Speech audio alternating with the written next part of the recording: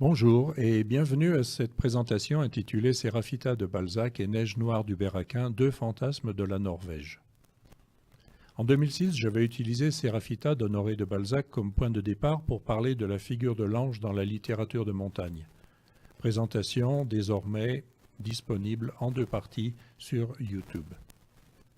Pour cette présentation, je reprendrai certains éléments de ma précédente, mais en insistant sur le rôle essentiel que joue le paysage norvégien, et j'ouvrirai un deuxième volet à partir de Neige noire du Berraquin, roman québécois qui prend en grande partie la Norvège comme toile de fond. Les œuvres de fiction en français qui se passent dans ce pays sont assez rares. Pourquoi donc prendre la Norvège comme cadre d'une intrigue? C'est la question à laquelle j'essaierai de répondre. Je suppose, à tort peut-être, que Sérafita et Neige noire sont des œuvres peu connues du public, et j'en parlerai donc séparément avant de tirer des conclusions générales. En introduction, il faudra aussi que je dise quelques mots sur Hubert Aquin, l'auteur de Neige noire, qui est reconnu comme l'un des meilleurs écrivains québécois, mais qui est quasiment inconnu en France. Ce sera aussi ma manière de rendre hommage à deux professeurs de l'Université de Calgary, Pierre-Yves Moquet et Anthony Wall, qui sont des spécialistes mondiaux du Berraquin et à qui je ferai référence plusieurs fois dans cette présentation. Commençons par Sérafita d'Honoré de Balzac, roman étrange publié en 1835, composé à la même époque que le Père Goriot, mais placé à la fin de la Comédie humaine, qui se termine sur 3 romans mystiques. Sérafita est un livre ésotérique, d'un abord philosophico-religieux qui comporte de longs monologues sur Dieu, la matière, l'esprit, le naturel, le spirituel, etc. Voici une des illustrations de Charles Huard pour Sérafita dans le tome 31 de l'édition de 1927 des œuvres complètes de Balzac. Pour un grand nombre de lecteurs et de critiques, c'est une œuvre oubliée à juste titre, tant son caractère mystique et invraisemblable ne paraît pas s'accorder avec le reste de la comédie humaine. Le fait que Sérafita ne soit plus réédité a également tendance à confirmer le jugement généralement négatif qu'on porte à ce texte.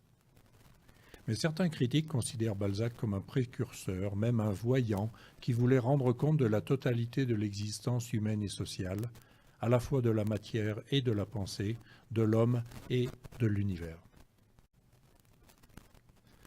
Hubert Aquin, quant à lui, est né à Montréal en 1929 et a fait des études dans le cadre catholique du Québec de la première moitié du XXe siècle.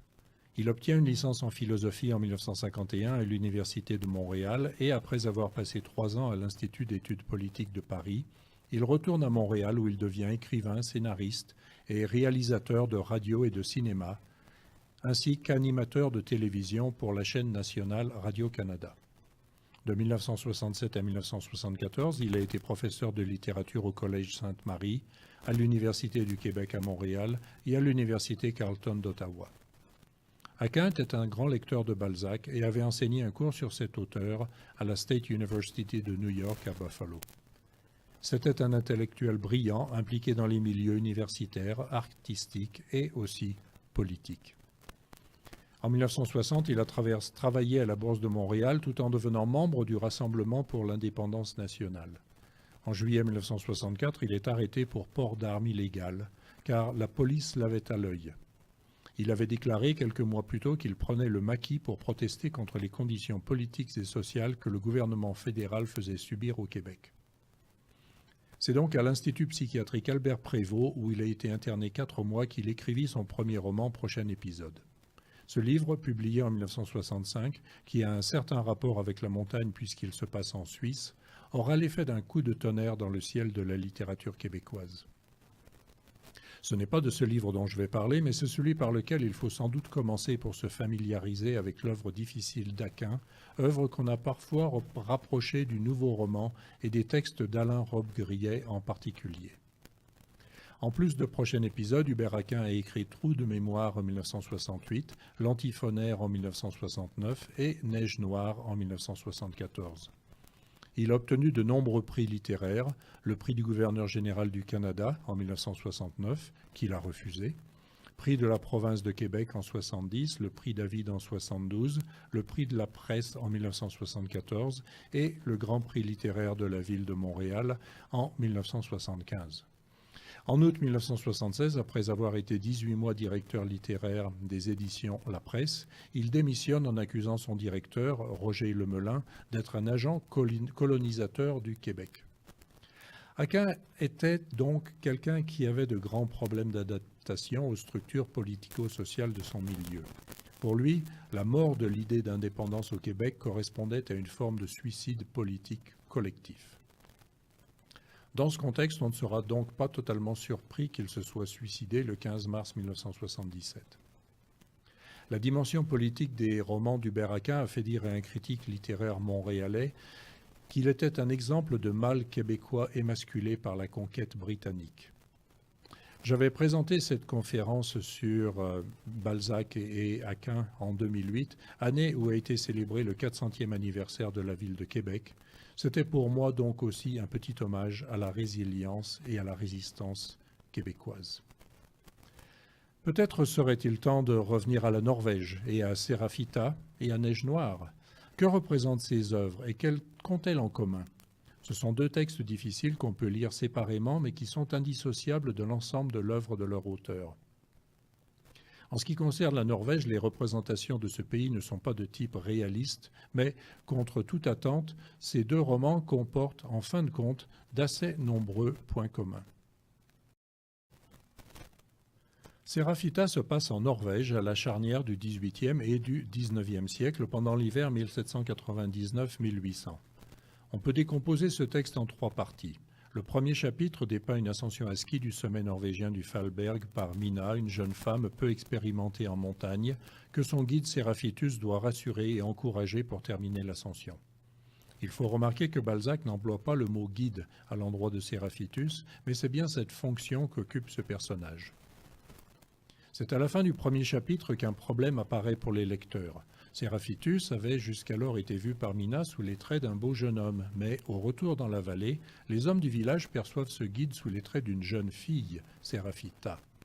Mina est amoureuse de Séraphitus, Wilfrid, un jeune homme du village, est amoureux de Séraphita. Je sais que c'est peu crédible, mais c'est bien cela que Balzac présente. Séraphitus Séraphita est un personnage androgyne mystérieux qui se révélera être un ange.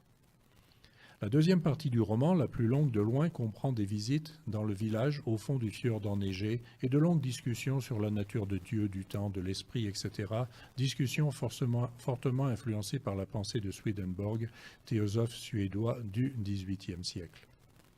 La troisième partie décrit la mort et la montée au ciel de Séraphita, une fois son œuvre accomplie.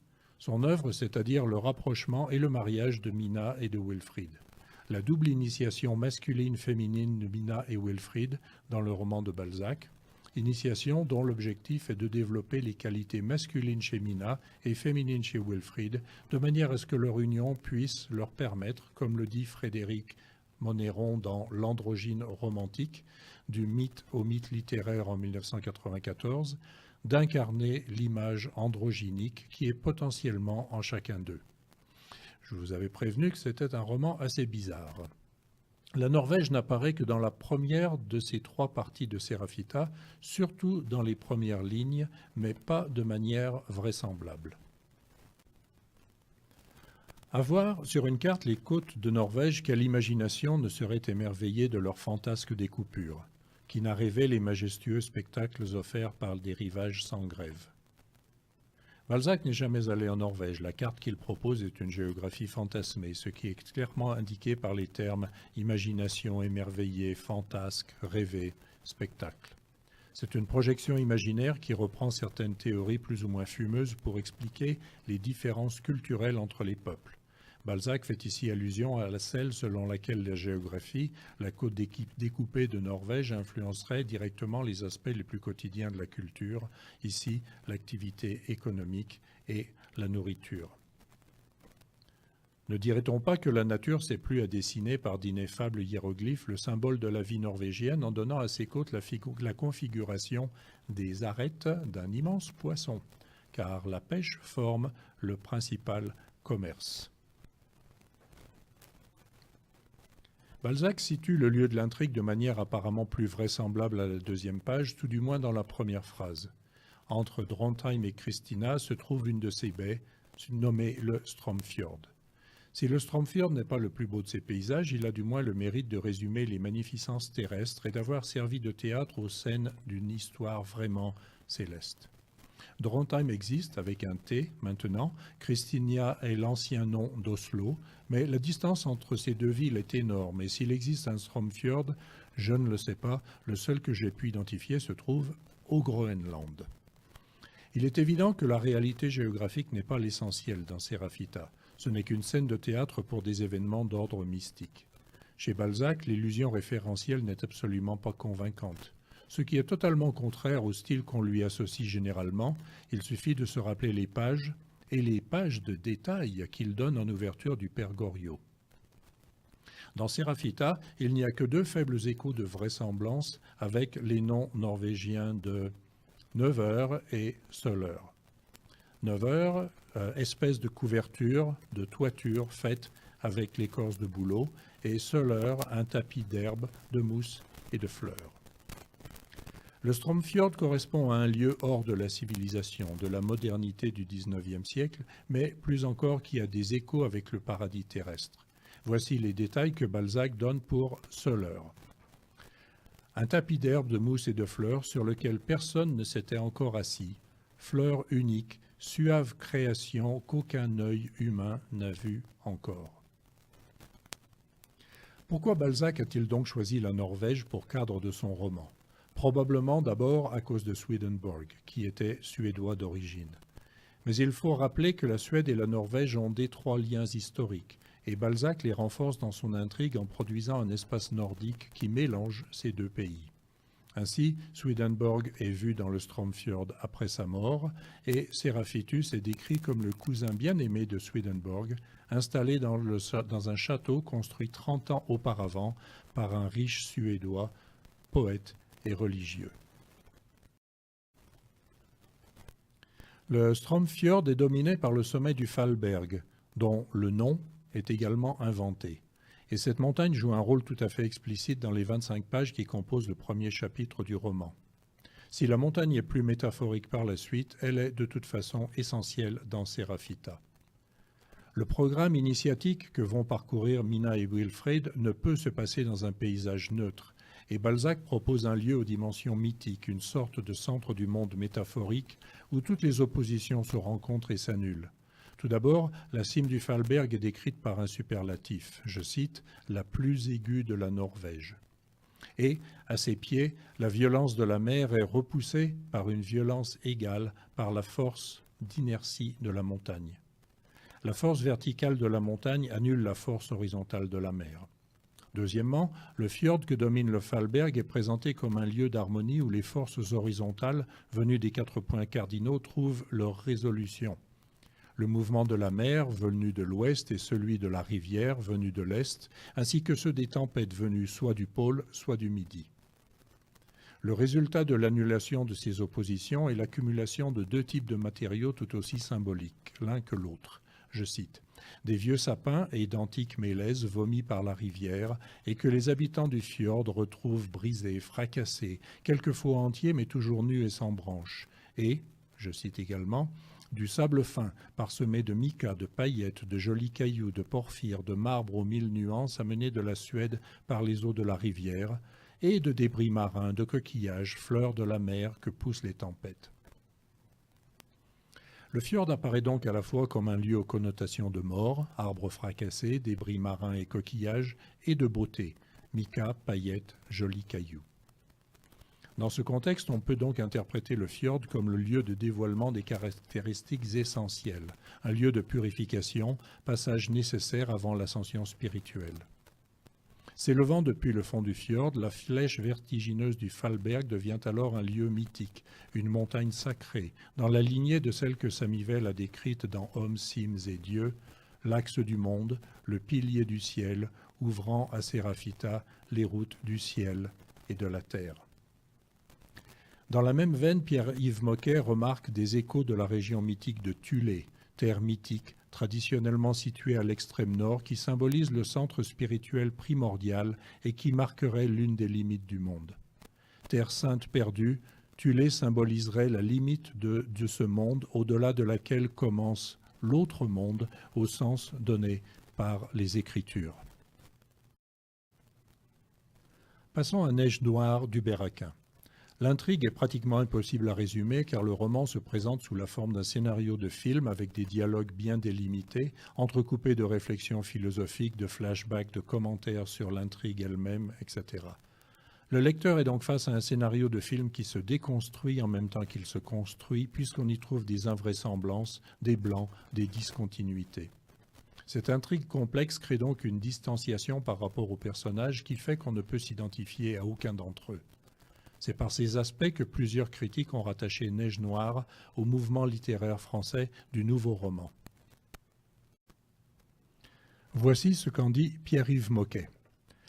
Empruntant à l'écriture cinématographique son langage, ses effets théâtraux et jusqu'à la forme même du scénario, Neige noire, de mise en abîme en trompe-l'œil, d'anamorphose en jeu de miroir, traduit les préoccupations politiques et esthétiques d'Hubert Aquin, qui s'emploie ici à démonter la machine romanesque en l'asservissant à ses fins. Par ses nombreuses allusions littéraires à Catulle, Nabokov, Borges, Neige noire entrelace un discours littéraire et un discours philosophique sur la sexualité, la mort, le passage du temps, et marque un point d'orgue dans l'œuvre d'Hubert Aquin. Moquet conclut, singulier, total, désespéré, Neige noire est un grand roman. À la base, Neige noire est l'histoire de Nicolas et Sylvie qui font une sorte de voyage de noces en Norvège. Nicolas est un acteur qui joue le rôle de Fortinbras dans une représentation d'Hamlet à Montréal. Quant à Sylvie, on n'en est pas trop sûr, mais il semble qu'elle ait un passé trouble de prostitution. En tout cas, après avoir atterri à Oslo et visité le sud de la Norvège, le couple prend le bateau à Tromsø pour se rendre au Spitsberg. Chez Balzac, la Norvège est un lieu suffisamment exotique pour son époque. Mais avec la rapidité des voyages et l'avènement du tourisme, l'exotisme des paysages glaciaires est repoussé plus au nord chez Aquin et il inclut donc aussi le Spitsberg. Neige noire, comme le titre l'indique, c'est un voyage de noces qui tourne mal. Sylvie disparaît lors d'une randonnée dans le nord du Spitsberg. Nicolas dit qu'elle a eu un accident, mais il semblerait qu'il l'ait assassinée dans des conditions tout à fait macabres et qu'il se soit débarrassé de son corps dans une crevasse. Patricia Mary Vail, une autre critique canadienne, voit dans Neige noire une esthétique de la perversion. Elle appelle ça de la pornographie pour intellectuels. Vous êtes donc avertis. Mais ne vous faites pas de soucis, quant à moi, je m'en tiendrai aux réalités norvégiennes. Pour Anthony Wall, tous les romans d'Aquin présentent une relation extrêmement complexe et versatile avec le hors-texte, c'est-à-dire avec tous les éléments référentiels et les éléments géographiques en particulier. Mais jusqu'à présent, aucun critique ne s'est vraiment intéressé à ce sujet, ce que je trouve assez étrange parce que, contrairement à Sérafita, les références géographiques et culturelles sont foison dans Neige noire. Je vous laisse apprécier les listes ci-après que vous pouvez mettre en pause si vous le désirez.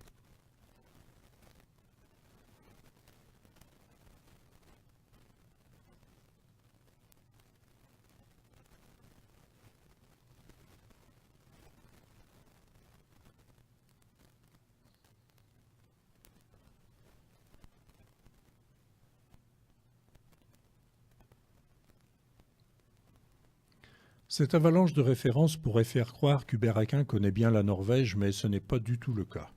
Comme Internet n'existait pas à l'époque, Aquin a utilisé une documentation traditionnelle tirée en grande partie de 3 sources. Le précis de géologie de Léon Moret, publié à Paris chez Masson en 1967, l'Odyssée des Vikings de Madeleine Cluzel, publié chez les éditions du Scorpion à Paris, et le Guide bleu des pays nordiques, plus diverses cartes, plans, brochures fournis par l'ambassade de Norvège. Petite parenthèse, dire qu'Hubert Aquin n'est jamais allé en Norvège n'est pas tout à fait vrai. Il a terminé le manuscrit de Neige noire le 14 mai 1974, puis il a visité ce pays avec sa femme après, lors d'un voyage en Europe qui eut lieu du 24 juin à la fin du mois de juillet, c'est-à-dire entre la fin de l'écriture et la publication du roman dont le lancement eut lieu le 13 septembre 1974. C'est cela qui a fait dire à Pierre-Yves Moquet que c'était comme si Aquin marchait sur les traces de Sylvie et de Nicolas, Mais Aquin n'est cependant pas allé jusqu'au Svalbard. En tout cas, pour les lecteurs, lectrices de Neige Noire, que ceux ou celles-ci soient allés ou non en Norvège, l'accumulation de termes norvégiens que nous venons de voir crée une illusion référentielle convaincante, contrairement à Sérafita de Balzac. Mais entre illusion référentielle et réelle, il y a un fossé immense que la littérature tente souvent de combler. Aquin fait une remarque intéressante à ce sujet. J'ai le sentiment qu'il suffit d'aligner des noms pour que des réalités nouvelles se développent instantanément en profondeur.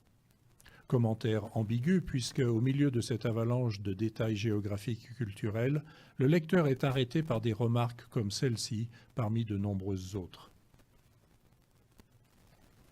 Le Spitzberg se présente comme le produit d'un délire dantesque. Le spectateur ne peut pas interrompre la projection pour quelques minutes afin de consulter un atlas géographique. Le spectateur est amené à douter de l'existence de ce Svalbard que le cinéaste a inventé de toutes pièces pour s'y faire dérouler l'action. Après tout, on ne plante pas d'Alpes en plein océan Arctique. L'entêtement onirique de Nicolas pourrait sembler aussi gratuit que ce théâtre illuminé dont il vient d'être question. S'il n'apportait pas au spectateur plus ou moins distrait une indication très nette de l'inexistence de l'archipel du Svalbard où Sylvie Dubuc et Nicolas Vannès se sont rendus en voyage. Il se peut d'ailleurs que, bien avant, le spectateur ait décelé quelques ressemblances entre la dentelle glaciaire de l'Isfjorden et les frontispices invaginés du littoral de l'Alaska, entre les croupes du cap Mitra et la chevelure basaltique des îles Sverdrup, entre la configuration du Kongsfjorden et celle de Repulse Bay. Rien n'est plus corrosif que le doute. L'enclave italienne conduit à la facticité du Spitzberg qui mène par induction au massif crevassé de l'Alaska, planqué dans la mer de Barents par un cartographe délirant. Aquin joue donc avec ses lecteurs en employant, par souci d'authenticité et de justesse, la précision et la minutie la plus rigoureuse, alors que de l'autre, il les entraîne sur de multiples fausses pistes et qu'il le leur annonce. Tous les aspects référentiels de son roman sont ainsi régis par ce qu'on peut appeler une double logique contradictoire, c'est-à-dire d'engendrer la meilleure représentation possible, tout en donnant lieu à une mise en question qui porte sur les éléments constitutifs de cette représentation. On peut donc dire que tous les termes norvégiens employés par Aquin participent moins d'une représentation réaliste que d'une représentation de l'étrangeté, voire de l'étrangement, c'est-à-dire, pour le lecteur, l'expérience du devenir étranger à soi-même. Je m'explique. Lorsque dans un texte vous êtes confronté à une accumulation de termes étrangers que vous ne comprenez pas, vous arrêtez votre lecture, vous questionnez peut-être la vraisemblance de ce que vous êtes en train de lire. Vous aimeriez vérifier. Un effet de distanciation se crée donc entre le texte et vous, mais aussi entre vous et vous, entre le lecteur pris par l'intrigue qui veut continuer à lire et le lecteur qui veut s'arrêter et comprendre tout ce qu'il est en train de lire. C'est cela que j'appelle étrangement. Voici quelques autres exemples de ce type de vocabulaire étrange, hors du cadre de référence norvégien cette fois-ci, et qui seront peut-être utiles à ceux et celles d'entre vous qui font des mots croisés ou les dictées de Bernard Pivot. L'indicible élocutoire, la tension hyperesthésique, la glue signadrique, la volvoglossulaire, le schéléma nyctérémal, le nérosilicate de couleur grenat, des cordes d'hypélaphe.